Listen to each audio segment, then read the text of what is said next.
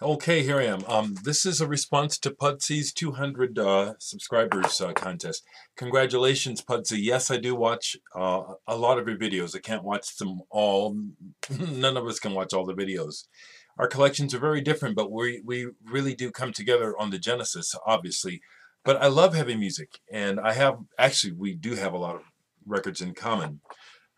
Deep Purple is one I love too. But congratulations on the 200 subscribers. I understand why people watch you. I'm sure everyone has their different reasons. Your collection is amazing. Your box sets are, yeah, I would be one that would love to just come over and look at the box sets in detail. They're amazing. But, your love of the music is really strong. I get the impression that you're like me, that your love of the music has really not diminished since you were a kid. It's just as strong as ever. And I get that when I watch you talk about music and appreciate it very much. So here I will answer your questions quickly so that I can maybe do another video tonight before I have a meeting.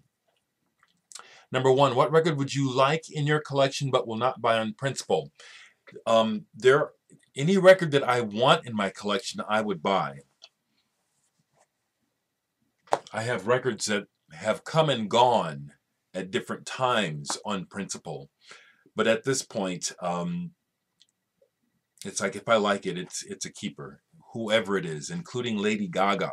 And my respect for Lady Gaga is up. It has heightened, but I'm not buying her music. I have no reason to do that. Question number two: 7-inch singles, yes or no? Absolutely yes. Very easy answer. It's because I grew up with them. I'm a child of the 60s, 50s, and 60s, okay? Specifically the 60s. And so that was the medium for music for children at that time. The little golden records, of course, the little yellow ones and red ones, but 45s were the craze. I remember when albums started to break because of the Beatles, among others. It was an interesting thing to be a part of, literally going from 45s to albums being the main medium. Singles, absolutely. I also like when I'm in the mood to play singles because you pay more attention. You really do. You pay more attention because it's more active.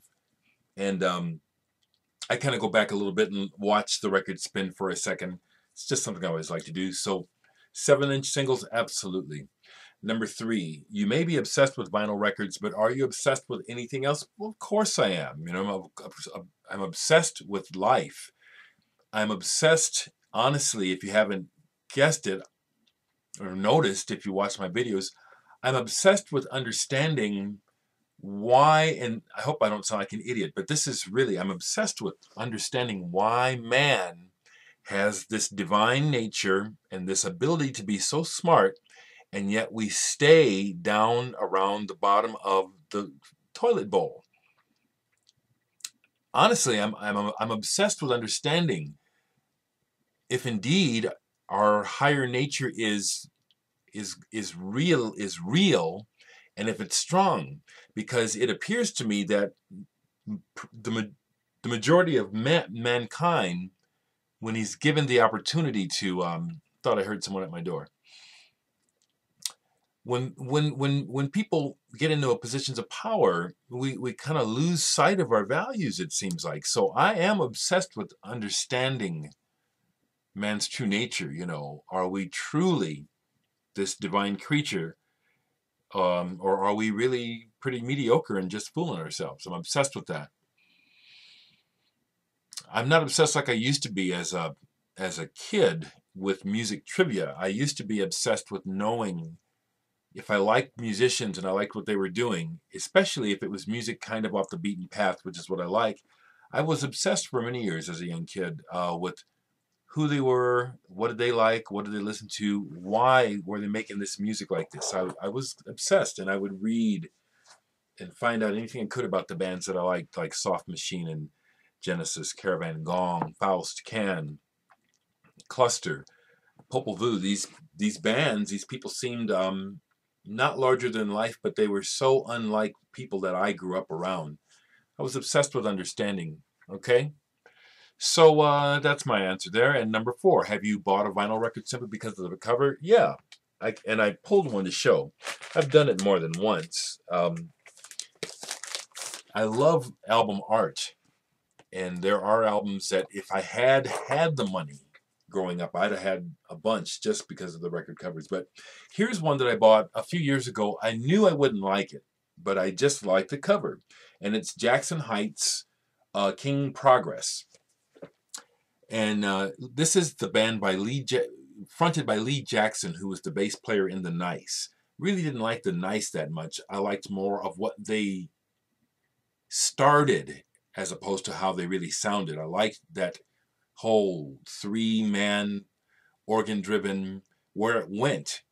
But his kind of R&B, and in my opinion, not good. But I'm not a good one to talk about. I'm pretty picky when it comes to R&B, you know.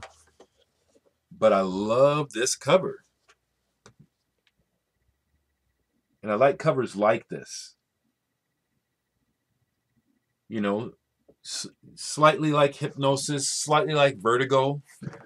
This is on, this is the Mercury US version. So I don't know if this is on Vertigo or I see a note by Stratton Smith. They were on Charisma. So maybe this was on Charisma in England.